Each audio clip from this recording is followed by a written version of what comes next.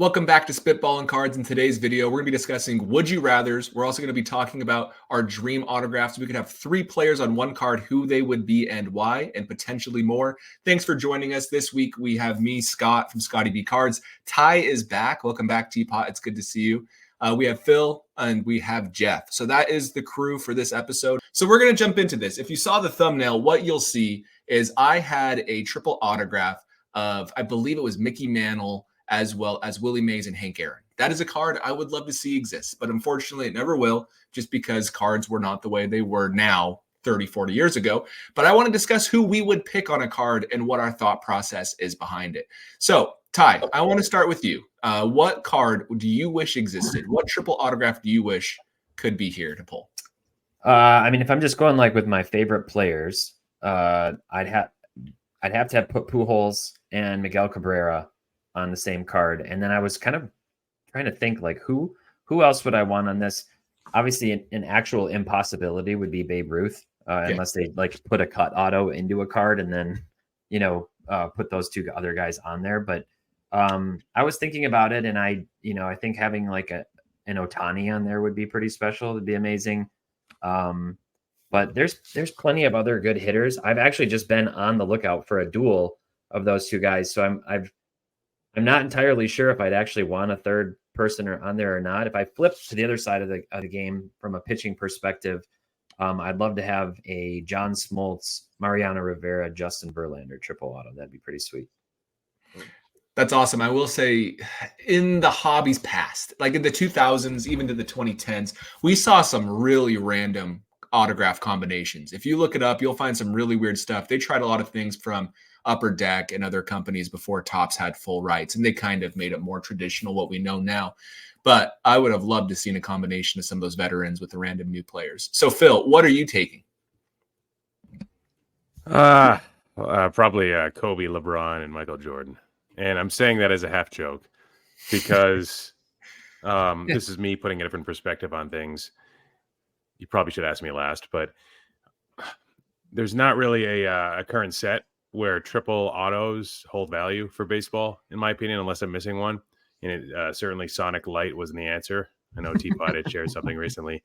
For me, being a Red Sox fan, some of my favorite players as a kid, and these autos do exist, but I would have thought about like Ortiz, Pedro, and Manny Ramirez. Certainly a lot of PD usage on that card. I'm not going to call out any specific names. Obviously, Manny's the obvious one. And then I think about like other cool combinations. So that exists. The Maddox, the Randy Johnson, and the Pedro would be cool just because how awesome those guys were and how underrated they kind of are today, price-wise. And people don't like pitchers, but it's all still relative too versus like today's stars, I guess. And then, I guess the real answer though to your question would probably be Babe Ruth, Ted Williams, Carl Yastrzemski, 3 all-time greats of the Red Sox. That would be probably my choice. So I will say, Phil, there's a few sets lately that I've really been enjoying triple autographs of. We have Heritage, Heritage and Heritage High Number. They have great triple autographs. And then Dynasty actually has some sneaky autograph patches. I'm going to share my screen and show both of those really quick. If you're on Spotify listening, it'll be really fast. So, yeah. But here is the triple autograph of Ronald Acuna, Vladimir Guerrero Jr., and Juan Soto. Gorgeous card. And I think Heritage does a really good job of having on-card autographs. Usually they hold the autographs better than Chromium because of the paper stock, which is great. I think Heritage can do a good job. So if you had a Heritage auto of Mickey Mantle, Babe Ruth, and Joe DiMaggio, can you imagine how cool the card that'd be for Yankees fans, right? And then here's the Dynasty equivalent. So this is for Chris, who isn't here, and Ty, this is for you. But here is a triple Braves auto of Acuna, Austin Riley, and Dansby Swanson with nasty patches. Looks like it's from the tomahawk on the front of the jersey. So there are some sets that have potential, but you're right. And one thing that I don't care about is I've never been a very big fan of like the triple autographs that are just stickers. I think we all can agree there. That's a whole nother debate of sticker autographs versus on-card autographs. But those are a few of the contenders of cards that exist that could house these good autographs. There is a triple auto of Pujols, Trout, and Ohtani in Dynasty as well. Yeah. So it's not Miggy. It's 2 of the 3 guys. So who knows? Maybe someday. You're kicking Trout off. Are you part of that 2012 MVP vote, Ty? No. Kicking Oh Miguel yeah. Cabrera for Oh Trout? yeah. Oh yeah. That was Miggy all the way. Come on. Jeff, what are you thinking? Go ahead. Yeah, well, this could go a lot of ways, and as I've talked about on the show before, I would love to see some cross-sport autos, and when Fanatics gets in there, I'd love to see that. So, in thinking from that perspective, like some of my favorite players from each of my favorite teams, I would like to see a Robin Yount, Giannis auto, Robin Yount, Giannis, and Sterling Sharp, who's my favorite Packer of all time. I'd love to see those three on a card. It would just be it's such a cool way to get like city pride or state pride out there. I feel like once they have the license, I really hope we see some cards that are go back and forth between sports. But if I'm just thinking about baseball, also I was inspired by that auto that you just showed, the Heritage, Soto, Acuna, and who was the other one on there? Vladdy, yeah. I was inspired by that, and my dream card would be Soto, Acuna, and Ohtani, being that they all came up the same year, kind of when I was starting to get back into collecting. A 2018 rookie class card, and ideally if they could have like photos from their rookie year, throwbacks maybe when they were wearing throwback uniforms, then it would be ideal. That'd be perfect. But I'd love to see those three. They're three guys I collect, three from the same rookie class, which I think is one of the strongest we've seen. But yeah, otherwise I'd like to see some cross-sport pollination if possible. So another cool idea. What if we had like a Jackie Robinson, a Larry Doby, and Roberto Clemente? All three players, obviously Larry Doby and Jackie Robinson each broke the color barrier in each respective league, right? Which is cool. AL was Doby, NL was Jackie. And then if we had Roberto Clemente, who was the first, well, not the first, but the most prominent early, Latino, I believe, ball player in Major League Baseball, that'd also be really cool. So that's a card that I'd love to see exist. But one that I'd love to see too, as a Rockies fan, there's not much of Larry Walker and Todd Helton together, but I'd love to see a Larry Walker, Todd Helton, and then a Nolan Arenado. That'd be sick with the nice Rocky patches. So anyways, historically though, obviously the one that I put in the thumbnail is the one I would pick, but another one I'd pick would be even just Mookie, because he has no autographs. He has no dual autographs at all outside of Bowman Chrome, and those are sticker autographs with no name players from his rookie year. But Mookie, not Arenado, Mookie, Trout, and Bryce Harper would be awesome. Three of the great outfielders of their generation would be really cool. Scott, what about 90s Rockies players? You can't use Helton or Larry Walker. So between those other mashers, who would you take as your Dante Bichette? Okay, and then we could go with Galarraga would be really cool. And then outside of those two, I'm impartial. Those are the two I would definitely want on my Rockies autograph. And Eric Young Sr. There you go. There you go. Perfect. Also, I will say, Ty has been an advocate for Dynasty as a product, and I'm starting to see some people online really catching on, Ty. And that, I don't want to say it's all you, but I think you've been pushing it for a while. So if anyone's ever pumping anything, it's Ty with Dynasty. Unfortunately, I should have bought some more, I guess. Unfortunately, none of us own anything. So it was a really bad pump, but that's really great, Ty. I think that is a good place where cards are going. All right. So the next thing I wanted to bring up is Would You Rathers. You've done these in the past, but I have a few players that I want to debate between. And this is from a hobby perspective. We know some of these players might be better all time in Major League Baseball. I want to do mostly modern, if not all modern, but I want to discuss different players that are similar, whether it's position, whether it's stats, whether it's anything else. And we can discuss who would we take for the medium to long run. I don't want to do like short-term flips unless, Phil, I know you probably do want to do that. Feel free to throw that in there. This one is Max Scherzer versus Justin Verlander versus Clayton Kershaw. And I want to do all three. Those are the three best pitchers of this generation, I would argue. You could put Greinke in there, but he's a completely different type of pitcher, completely different. He's going to actually probably get 3,000 strikeouts, just like these other three are going to get 3,000 strikeouts, or they already have it. But between those three pitchers, which one do you want to invest in long-term and why? Ty. I'd go with Verlander. I mean, you look at postseason performance. If you look at everything, he's got a couple titles. So does Scherzer. But I have spent so much time thinking about these three guys, like in the last, since they've been in the league, who is better. They each bring a little bit of something, but like if I was just saying I got to give the ball to one of these three guys for a key game, I'm giving it to Verlander. And I'm also biased because of the Tigers connection, although Scherzer was obviously there as well. But I've a long time been a Kershaw fan too. So I'm going to go with Verlander of the three. His wife's a model. Maybe people like that. I don't know.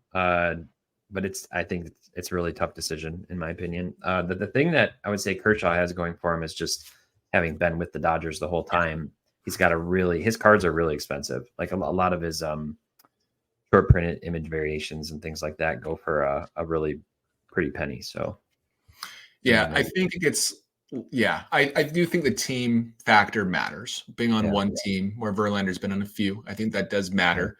But I don't think people have appreciated Justin Verlander for how good he actually has been. He's been really good. And it's a very interesting conversation between those two in particular because they both have an MVP. They both have a triple crown, while it's really hard to have those things as a pitcher. So, Jeff, who are you taking? Great options. I would narrow it down between Verlander and Kershaw, and I would take Kershaw for a couple reasons. One that you guys have already alluded to, his continuity factor with the Dodgers. He's been excellent throughout his career, with the exception of the postseason for the most part. But he was just so dominant in so many years. So I don't know. He's obviously slowed down. He's not going to be back till probably August this year, maybe pitch a couple months, but he's still 35. So maybe he's got a few more years left in the tank. I feel like he's one of those guys who will not stick around if he's not performing well. So I don't think we may not see him to the same age as Verlander or Scherzer, but I think he's going to be around a little longer. I could see going either way. Postseason success is a huge bump for Verlander, but if I'm just picking one, I'm going to go Kershaw. I do want to note, people will say, yes, that Verlander has, he's 5 years older, whatever he is, than Clayton Kershaw. But people will say, well, Kershaw's had a lot of innings because he debuted young. But Verlander actually has about 600 more innings than Kershaw, which is pretty surprising. I know he debuted a year or two prior, but I thought Kershaw would have closer. So 600 innings have led to slightly higher WAR, 80.9 versus 79.9. But I'm actually going to show their comparison. While I'm doing this, Phil, share your thoughts on who you'd pick real quick. The way that the Dodgers rotation's shaping up, it doesn't look like they really need or even want to re-sign Kershaw. I mean, I know there's a chance they do, and I know you're pretty familiar with the organization, Scott. Looks like right now Dodgers or Rangers maybe. So the whole benefit that he had for being on the Dodgers, that still matters because he was still on the Dodgers for his entire peak in his entire prime. And the Dodgers, I believe that they're a tier 1 market. So I think that's a big deal. Current prices indicate that there's a premium based on that sort of thing. But also the Kershaw thing, so it's a lot. It's really easy to get lost in the shuffle if you're a pitcher. And we've got these guys, these borderline or clearly generational pitchers that just don't have a whole lot of hobby fanfare, a little like years after they retire, right? And I just talked about a few of the names in the last segment. And with Kershaw, you have a no doubt generational player. And if standards start to change for Hall of Fame inclusion, and we start to look more at peak versus overall stats, look at Jacob deGrom. I don't know if he'll have a case at the end, but Spencer Strider, there's some other guys where we might be forced to look more into peak and pay more attention to that and appreciate that more. I think that is where it's clearly Kershaw for me because his peak was among the best ever. I don't know if you can say that for Verlander. Is there a string of 3 to 4 seasons that was comparable to Kershaw's best 3 or 4 in a row? Yeah, I pulled this up while you're talking, Phil. For any pitcher who's had more than 2,000 innings pitched, Clayton Kershaw is number 1 all time in ERA plus. meaning he has been the most dominant starting pitcher of all time according to that metric. And that's against actual league average and league competition. So you can say, well, I personally think Pedro was better. I personally think Bob Gibson was better. I wouldn't argue that. But right now you can see Kershaw is by far the highest for like OPS plus for over 2,000 innings alongside Pedro Martinez. So I do agree that his peak is higher. If you go to Verlander, it's not like he's way down here, but he is about tied for 37th. He's behind Scherzer. He's behind Chris Sale for modern pitchers, which is interesting. Yeah, Scott, if you could stay there for a second, could you go to his career page, his Baseball Reference career page for Kershaw? Which one? Yeah. I just wanted to show how dominant. I mean, you look at those first 8 years of his career, look at all that black ink. So he hasn't thrown more than 200 innings since 2015. So that's partially his durability has become a little bit of a concern, and that's where he's losing those innings to Verlander, who's been pretty durable with exception of his surgeries. But look at all that black ink on those first handful of years. To Phil's point about his peak, he was just so utterly dominant that he hasn't been generationally dominant the last 8 or 9 years, and he still is still at the top of that list that you showed. So it just shows how impressive his peak was. Yeah, I don't think Verlander has much left in the tank, personally. I think he has 1 or 2 years left, myself, based off of how Dodgers like ownership, not ownership, but like broadcasters like Joe Davis speak about Kershaw. It doesn't feel like he has a lot left. And I'd say the same thing with Verlander. I think they're both towards the end of their careers, obviously, but 1 or 2 more years each respectively. But I think Kershaw, once gets 3,000 strikeouts, he won't rack up much more. Verlander is a real shot because where is he at right now? Verlander currently is at how many strikeouts? 3,342. He could get to 3,700, which is a pretty big number. But for me, I would take Kershaw. I think Kershaw has a collector base that is going to be collecting him for a long time because of the one team thing. Even if he leaves to the Rangers this year, I don't think that'll be held against him as Verlander, who went to multiple teams, a little bit earlier in his like peak cycle. So, okay. Any final thoughts on this one before we change the what if? All righty. So next up, we are going to be discussing Mike Trout versus Ken Griffey Jr. And this is a long term. This is one, if you'd have asked me 3 years ago, I would have had one definitively number one. But at this point, I am not so sure. So who wants to kick this off? I want to pick Jeff because Jeff, I feel like you probably had a lot of fond memories with Griffey because of when you grew up. I loved watching Griffey play. Yeah. As a Brewer fan, that's back when they were in the American League. So I got to see him quite often. And he was just, it was amazing to watch him play. And he was at the very top of his game until he wasn't. So are we looking at a similar downturn for Trout's career? Yeah. Yeah. And so that has me a little concerned. I'm a Trout collector. I don't collect Griffey. I loved him as a player and loved watching him. I do collect Trout, but the last couple of years have me a little more concerned about his long-term collectability. He's still a generational talent. He's a great player. He's going to end up with a huge WAR, but I feel like he's got to be on the field. And we've talked about this before. He just hasn't been able to stay healthy and hasn't been able to play much. So I think that in the long term, that will affect his overall collectability. It's not going to affect his Hall of Fame status. He's still going to be looked at as a great player and a Hall of Famer. But as far as his collectors, and there's a lot of us, I think that people are getting a little more lukewarm than hot on Trout. So I don't know if I had to pick long term, I still would go with Trout, but that might just be the fan in me rather than the investing side. Yeah. Phil, what are your thoughts? Yeah. I think Scott, I think it is kind of it's a tough one for me. Naturally, I might start to look at the different rookie cards and meaningful cards that they have. And with Griffey, a lot of people are now flocking to the rare 90s inserts, right? How much of a real market is that versus one that's a little bubbly right now? I don't know. I want to kind of look at this market 3 years from now, the 90s market, and see how it compares to like performance wise versus like 89 Upper Deck PSA 10. Like how does that do versus those cards, the 93 finest refractor and everything afterwards, right? Clearly, Trout has a lot working against him right now with regards to like short-term performance, 3 to 5 years. I know we're not talking about that, but what worries me, it's the injuries, it's the likelihood of recurrence of injuries, it's the long-term back issue that's going to plague him for the rest of his career. They basically told him, and he's going to have to cope. And it's that affecting his ability to be on the field, but also his per plate appearance stats, which have already come down a little, not a lot, but I expect that to continue to go down. So, I mean, we are looking at a very similar career, right, to Griffey in that, you know, first 10 years of awesomeness, and then the next 10 years of hopefully he can be on the field for 80, 90 games, 100 games, 120 games.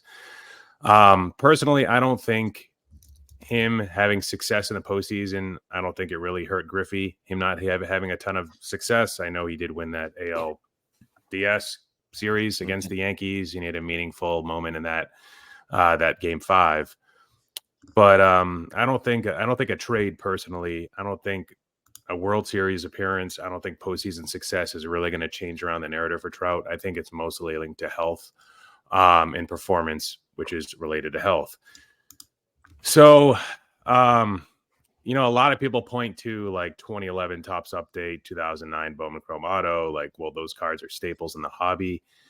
But what they don't realize is that there's an argument to be made that that could be a transitory statement. They could be less iconic given Trout's standing in the hobby. That could slowly change in time. It certainly can. It would still be a meaningful card that a lot of people remember, but it might not hold the same, be held in the same regard. A lot of players have cards that were once iconic and important to the hobby that are now not iconic and important to the hobby. These are different because it's been a decade and he's all-time great, but I agree with your statement. For me, like, and this is a separate point that's, again, I'm kind of evading like a politician because I don't want to answer this question. But I don't think that Trout is threatening Griffey's collectability. I think Barry Bonds is a problem for Griffey, not now, but I think he's going to cut into the market share of, well, who is really generational from that decade? Yes, he invented the backwards cap, blowing the bubble gum, awesome personality. It was everybody's favorite player. It was mine too. He was my PC when I was a kid. I never talk about that, but he was everybody's. Trout isn't. People don't have that same connection with Trout. Even though he's a clean dude, he's just kind of a boring dude. There wasn't really anything interesting about him.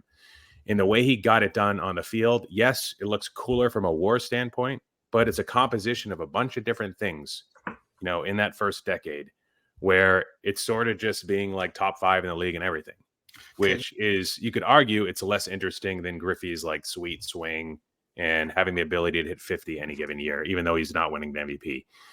So one thought there real quick. I want to challenge one thing. So it's not just he's good at everything, which it is. He was a great base runner. He was a great defender. So, well, average defender. Griffey was an elite defender. And then Trout's bat, OPS plus. If we want to talk about OPS plus, we can do that. If we want to talk about OPS, we can do that, which I think are both accepted metrics. Trout has led the league in OPS plus 1, 2, 3, 4, 5, 6 times. Griffey led the league in OPS plus 0 times. Griffey never led the league in OPS. Trout led it 4 times. So he was clearly the best offensive player. I'm not saying Griffey wasn't, but I do want to say Trout's not just some sabermetric darlings. That's what people say with WAR. He really was that good offensively. But you're trying to get away from the WAR argument by using a component of WAR, which is really just an amalgamation of other stats. OPS plus, though, that's what I'm talking about. Like, what feeds into OPS plus? Well, it's extra base hits, it's walks, it's hits, it's batting average. So yes, and average and everything too, though. Other traditional stats. Yep. So I'm not going to argue with it. Right? Trout he's the better player. He's already at his WAR.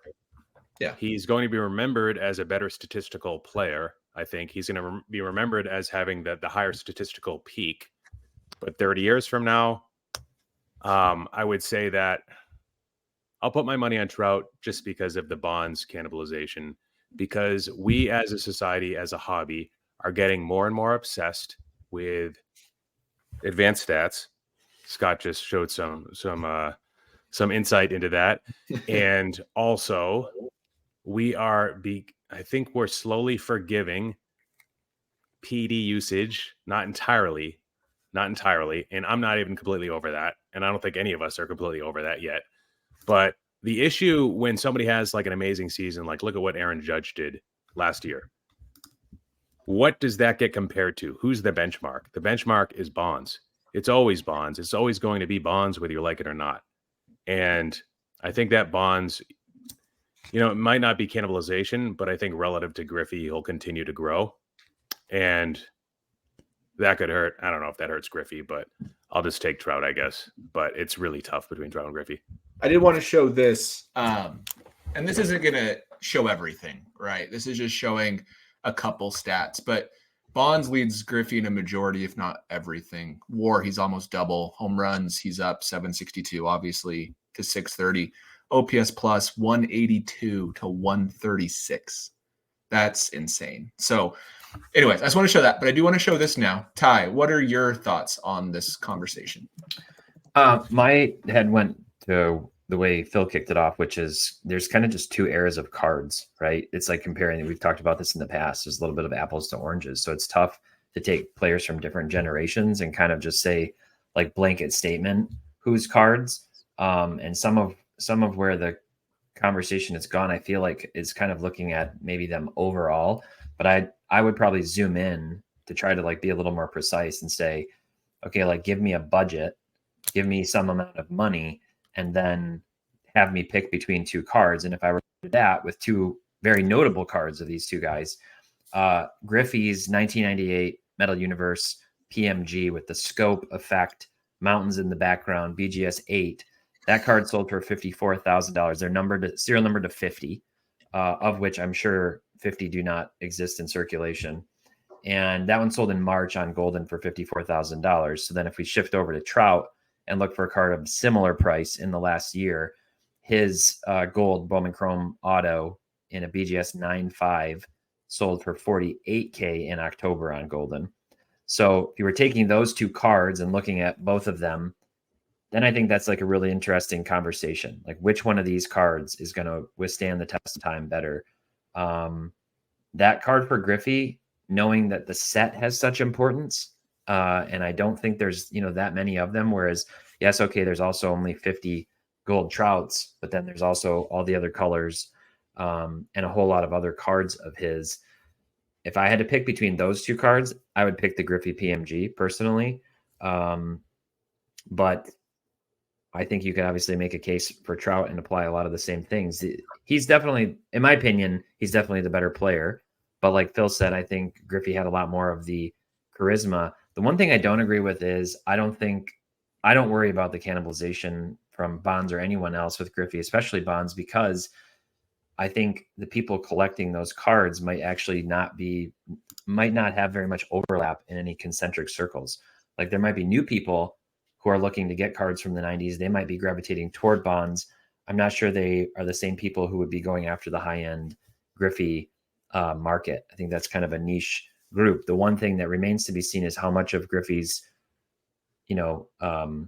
allure and charisma and everything, a persona from the 90s, will carry well into the future once the people who grew up watching him play are kind of out of the market or no longer around, and then the cards are just more vintage. I don't know. Then it may shift pretty distinctly over in Trout's favor if people are just looking at statistics. But for now, I'd probably lean a little bit in the direction of Griffey in this conversation, but it really does depend on the card, I think, that you're looking at. If you can I just say one thing? Since Phil brought up Bonds, and he has been getting a lot of hobby attention lately, I just wanted to remind everybody, when Scott, you showed the statistics, what did he end up with? 162 WAR.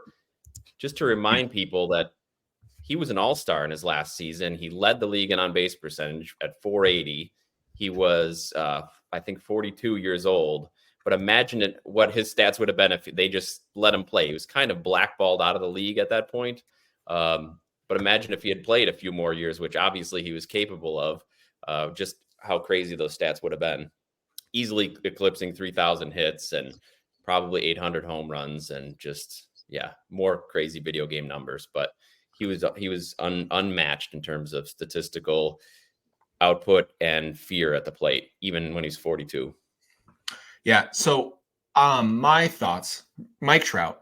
If you would have asked me again a few years ago, it would have been an easy Mike Trout. And I've not soured on Mike Trout necessarily. I still like Mike Trout and I still collect his cards. But I was one of the biggest Mike Trout collectors, you could say. That's like where I focused.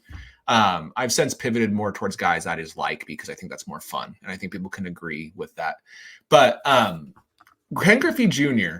is a very interesting study. Do we believe that he is going to be, let's say, Jeff, when you're old, will your grandkids think Ken Griffey Jr. is cooler than Mike Trout? Because I hear that all the time.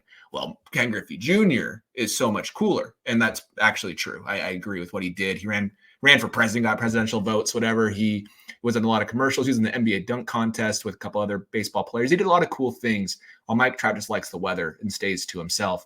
But is that going to matter to our grandkids? If so, then yeah, I think Griffey's a good choice still. If not, then I think he loses a big part of his argument. One thing with Griffey that he does have, if we're talking about gold gloves, he does have 10 gold gloves in center field, plus he has 7 silver sluggers. So he's, again, with Arenado, is one of those few players all time who has that, which is pretty awesome. But Ken Griffey, one interesting thing, he actually, so if we go to his age, let's go to Seattle. So between when he was with Seattle, right, his career there, he had, give me 1 second, he had with Seattle, with his B WAR, 70.7 B WAR with Seattle. With Cincinnati, he had not very much. It was 13.1. So from age 30 to age 40 at 13.1 WAR, that's less than Pujols had with the Angels. So just to show you, and Pujols got there at age 32, I think. So it just shows how bad he was, which is pretty crazy after being so good. So Griffey actually he finished with a career negative defensive WAR on Fangraphs. Did he? Because he had to play like a below average center field probably for like 6-7 years. Yeah. But yeah, I see 1996, 33.5 defensive WAR. It's insane. You don't see that often. Yeah. So overall, I don't want to give a definitive answer because I'm actually potentially buying a really big Griffey card myself right now. So I guess that's where I'm leaning, which I never thought I would say.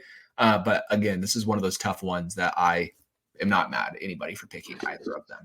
Anyways, we are getting along on this topic. I do have quite a few more that we can debate, and maybe we can do that next episode a little bit after we talk about Top Series 1. If you want to know more about Top Series 1, stick around because later this week we're going to be discussing it in depth on the rookie checklist, the parallels, and a whole bunch of other stuff that we can see from what we know so far, including the design. We'll discuss that as well. Any final thoughts from you three gentlemen before we call it an episode? Okay, well, thanks for watching. If you enjoyed it, subscribe, like, leave a comment on your thoughts between these players, and we will see you in the next video.